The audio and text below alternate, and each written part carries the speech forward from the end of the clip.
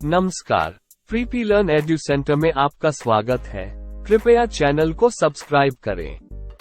आज का वीडियो बहुत महत्वपूर्ण है क्योंकि यह हमें भारत में गांधी जी द्वारा शुरू किए गए शुरुआती आंदोलनों के बारे में बताता है। तो फिर से आप सभी का स्वागत है। हम विषय शुरू करते हैं। जनवरी 1915 को गांधी जी दक्षिण अफ्रीका से भारत लौटे। गांधी जी का भारत में भव्य स्वागत हुआ। दक्षिण अफ्रीका में किए गए अपने कार्यों और सत्याग्रह की सफलता के कारण वे भारतीय समाचार पत्रों के माध्यम से जनता के बीच बहुत लोकप्रिय हुए। गोपाल कृष्ण गोखले गांधी के राजनीतिक गुरु थे।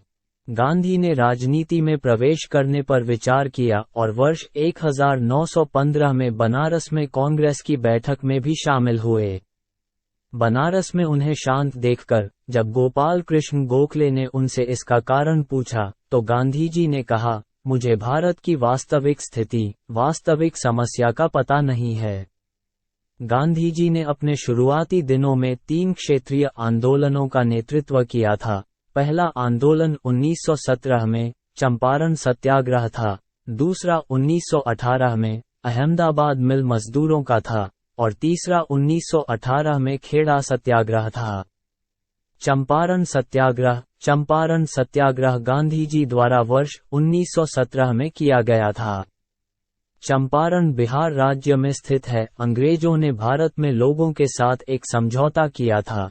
नील की खेती के लिए अंग्रेजों ने किसानों से बड़े अनुबंध किए, जिसे तिनकठिया पद्धति कहा गया, जिसके अनुसार किसान को अपनी खेती के 3/20वें भाग पर नील की खेती करना अनिवार्य था। लेकिन किसानों के लिए एक समस्या थी। जिस भूमि पर नील की खेती होती थी, वह भूमि अगले 3-4 वर्षों के लिए अनुपयोगी हो जाती और कुछ वर्षों के लिए परती छोड़नी होती थी। लेकिन अंग्रेजों द्वारा किसानों को अन्य भूमि पर भी नील की खेती करने के लिए मजबूर किया गया। नील का प्रयोग रंग के लिए किया जाता था।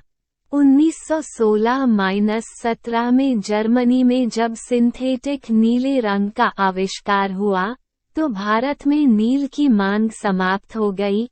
लेकिन अंग्रेजों ने यहाँ के किसानों से करार खत्म करने की बजाय पैसे वसूल किए और उस समय जो भी नील पैदा होता था उसे सस्ती कीमत पर खरीद लेते थे। किसानों ने इसका विरोध किया और कई स्थानीय नेता भी किसानों के समर्थन में उतर आए। इन नेताओं में प्रमुख थे डॉक्टर राजेंद्र प्रसाद, अनुग्रह नारायण, राजकुमार शुक्ला, जेबी कृपलानी, महादेव देसाई और नरहरि पारेख।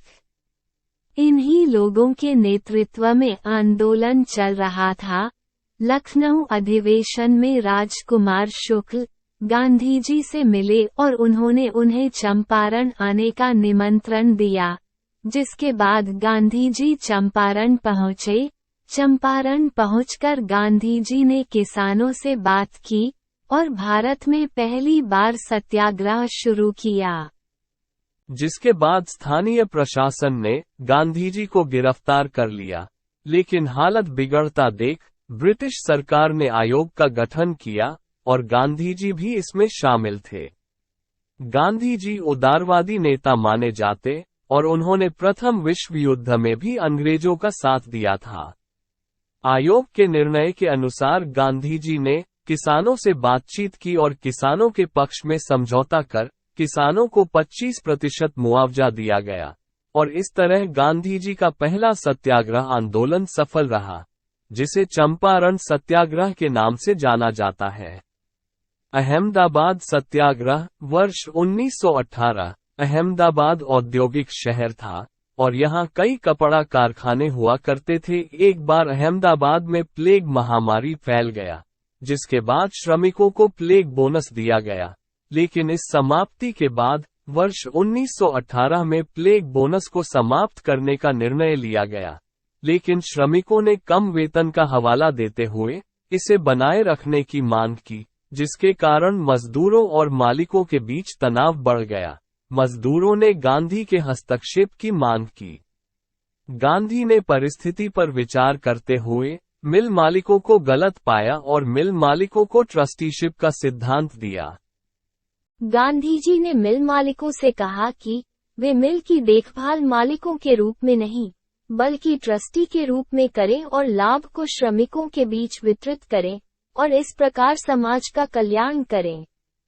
गांधी जी का ट्रस्टीशिप का सिद्धांत वर्ग सहयोग की भावना पर आधारित था, जिसके अनुसार मिल मालिक और मजदूरों को एक साथ रहना चाहिए। लेकिन मिल मालिक मानने को तैयार नहीं थे, जिसके बाद गांधी जी ने पहली बार भूख हड़ताल की। गांधी ने अनसुया के साथ अहमदाबाद टेक्सटाइल लेबर एसोसिएशन की स्थापना की। गांधी जी की लंबी भूख हड़ताल के बाद मिल मालिकों को समझौता करने के लिए मजबूर किया गया और बोनस को बरकरार रखने का निर्णय लिया गया, हालांकि इसे घटाकर 27.5% कर दिया गया। इस तरह गांधी जी का यह आंदोलन आंशिक रूप से सही लेकिन सफल रहा। खेड़ा सत्याग्रह। खेड़ा सत्याग्रह वर्ष 1918 में हुआ था। अकाल के कारण फसल नष्ट होने के बाद भी अंग्रेजों द्वारा किसानों से जबरन लगान वसूली की जा रही थी। किसान लगान माफ करने की मांग कर रहे थे, लेकिन कई किसानों को जेल में डाल दिया गया था। स्थानीय नेता सरदार वल्लभभाई पटेल विट्ठलभाई पटेल ने गांधी जी को भी इस आंदोलन में सहयोग करने के लिए आमंत्रित किया। गांधी जी के हस्तक्षेप के कारण अंग्रेजों द्वारा लगान माफी का निर्णय लिया गया।